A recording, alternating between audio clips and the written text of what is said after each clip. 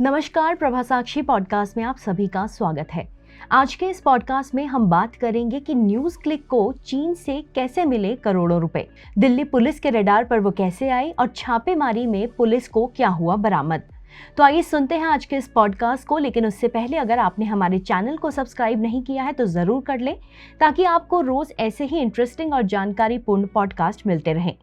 3 अक्टूबर को जब सूरज आसमान में नजर आने लगा था तो दिल्ली पुलिस के स्पेशल सेल का भी एक दस्ता सक्रिय हुआ था। दिल्ली एनसीआर के अलग अलग इलाकों में लगभग 9 घरों में पुलिस छापा मारने के इरादे से दाखिल हुई। ये 9 लोग पत्रकार, लेखक और सामाजिक कार्यकर्ता हैं। ये सभी एक न्यूज पोर्टल यानी न्यूज क्लिक से जुड़े हुए थे। न्यूज क्लिक पर बीते दिनों आरोप लगे कि उसने चीन से पैसा प्राप्त कर भारत विरोधी और चीन के समर्थन में प्रचार किया। इनके केंद्र में इन्फोर्समेंट डायरेक्टरेट यानी ईडी और अमेरिकी अखबार न्यूयॉर्क टाइम्स की एक रिपोर्ट है। दिल्ली पुलिस ने 3 अक्टूबर को समाचार पोर्टल न्यूज क्लिक और उसके कर्मचारियों से जुड़े 30 से अधिक स्थानों पर छापेमारी की। इस खबर के सामने आते ही एक नया राजनीतिक विवाद पैदा हो गया। इंडिया गठबंधन ने इस कदम पर केंद्र की आलोचना की। पुलिस ने 35 से अधिक स्थानों की तलाशी ली, जिसमें न्यूज क्लिक से जुड़े पत्रकारों के घर भी शामिल थे।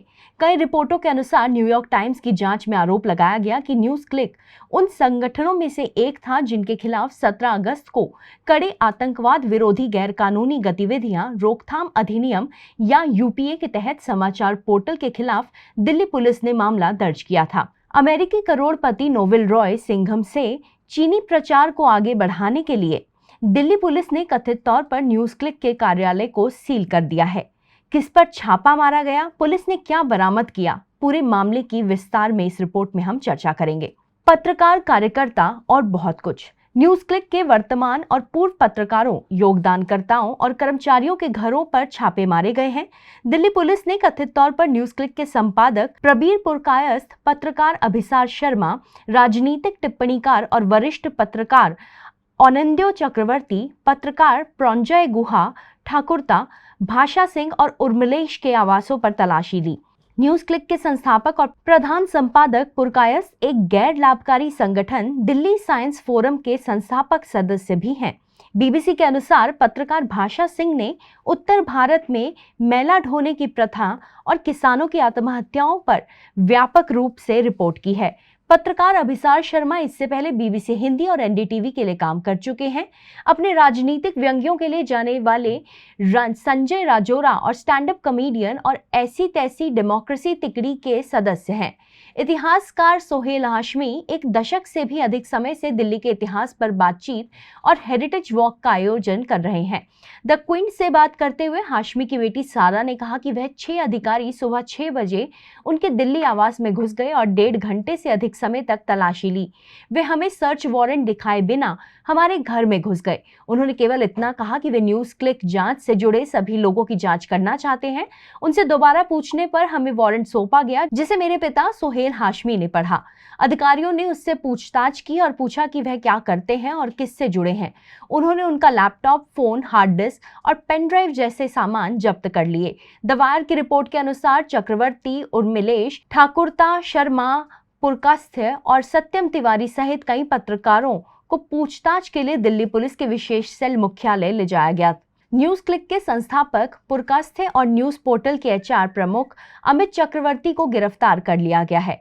भारतीय कम्युनिस्ट पार्टी मार्क्सवादी के नेता सीताराम येचुरी के आवास पर भी छापेमारी की गई।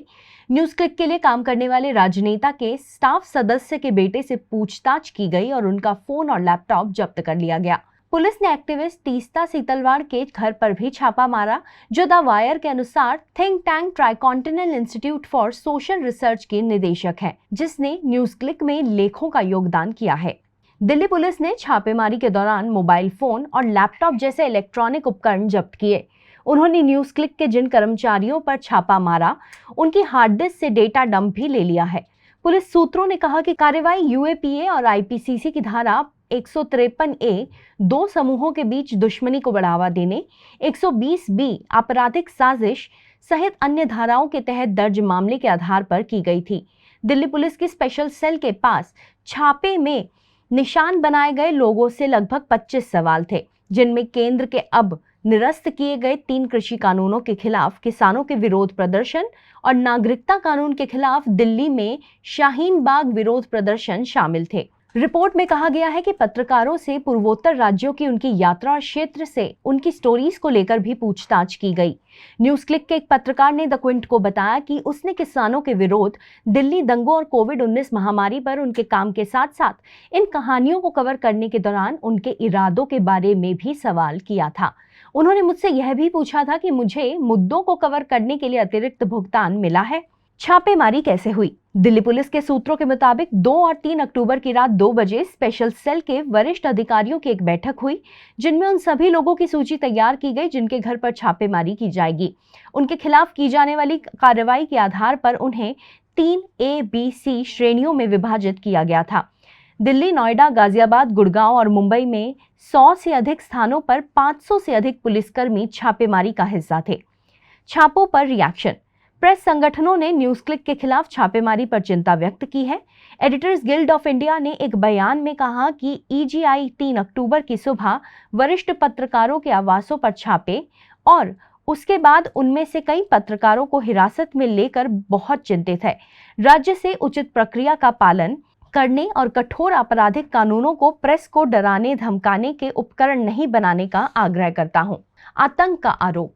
न्यूज क्लिक के खिलाफ FIR में मुख्य आरोप यह है कि न्यूज पोर्टल को कथित तौर पर संयुक्त राज्य अमेरिका के माध्यम से चीन से अवैध धन प्राप्त हुआ।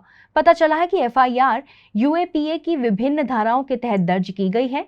लागू किए गए प्रमुख प्रावधानों में धारा 16 है, जो आतंकवादी कृत्यों के लिए सजा निर्धारित करती है। UAPA की धारा 15 आतंकवादी कृत्य को परिभाषित करती है और इसमें कम से कम 5 साल से लेकर आजीवन कारावास तक की सजा हो सकती है। यदि आतंकवादी कृत्य के परिणाम स्वरूप मृत्यु हो जाती है तो सजा मृत्यु या आजीवन कारावास है। यह एक ऐसा अपराध है जो उन हिंसक कृत्यों का वर्णन करता है जो गंभीर प्रकृति के हैं। आज के लिए इतना ही। अगले पॉडकास्ट में हम फिर किसी और मुद्दे पर आपको फिर से विस्तृत जानकारी देंगे। जुड़े रहे प्रभा साक्षी के साथ।